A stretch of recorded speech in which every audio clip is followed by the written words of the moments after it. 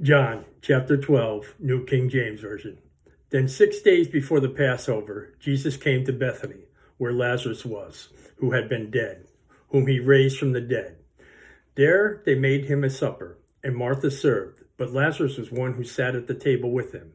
Then Mary took a pound of very costly oil of spikenard, anointed the feet of Jesus, and wiped his feet with her hair. And the house was filled with the fragrance of that oil. But one of his disciples, Judas Iscariot, Simon's son, who would betray him, said, "Why was this fragrant oil not sold for 300 denarii and given to the poor?" This he said, not that he cared for the poor, but because he was a thief and had the money box, and he used to take what was put in it. But Jesus said, "Let her alone. She has kept this for the day of my burial. For the poor you have with you always, but me you do not always have." Now a great many of the Jews knew that he was there, and they came not for Jesus' sake only, but that they might also see Lazarus, whom he had raised from the dead. But the chief priests plotted to put Lazarus to death also, because on account of him many of the Jews went and believed in Jesus. The next day a great multitude had come to the feast, when they had heard that Jesus was coming to Jerusalem, took branches of palm trees and went out to meet him and cried out, "Hosanna! Blessed is he who comes in the name of the Lord, the King of Israel." Then Jesus, when he found a young donkey, sat on it, as it is written, "Fear not, daughter of Zion, behold, your king is coming, sitting on a donkey's colt." His disciples did not understand these things at first, but when Jesus was glorified, then they remembered that these things were written about him, and that they had done these things to him. Therefore the people who were with him, when he called Lazarus out of his tomb and raised him from the dead, bore witness. For this reason the people also met him, because they had heard he had done this sign. The Pharisees therefore said among themselves, "You see that you are accomplishing nothing. Look, the world has gone after him."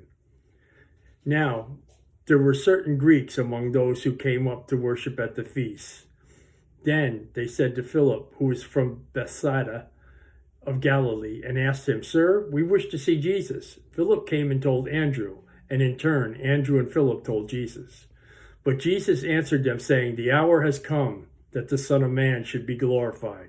Most assuredly I say to you, unless a grain of wheat falls into the ground and dies, it remains alone. But if it dies, it produces much grain. He who loves his life will lose it, and he who hates his life in this world will keep it for eternal life. If anyone serves me, let him follow me, and where I am, there my servant will be also. If anyone serves me, him my Father will honor. Now my soul is troubled, and what shall I say? Father, save me from this hour? But for this purpose I came to this hour. Father, glorify your name." Then a voice came from heaven, saying, "I have both glorified it and will glorify it again." Then the people who stood by and heard it said that it had thundered. Others had said an angel had spoken to him. Jesus answered and said, "This voice did not come because of me, but for your sake. Now is the judgment of this world. Now the ruler of this world will be cast out. And if I am lifted up from this earth, I will draw all people to myself." He said this, signifying by what death he would die. The people answered him, said, "We have heard from the law that this is the Christ remains forever. And how can you say the Son of Man must be lifted up? Who is this Son of Man?" Then Jesus said to him, "A little while longer, and the light is with you. While you walk, you have the light, lest darkness overtake you. He who walks in darkness does not know where he is going. While you have the light, believe in the light, that you may become sons of light."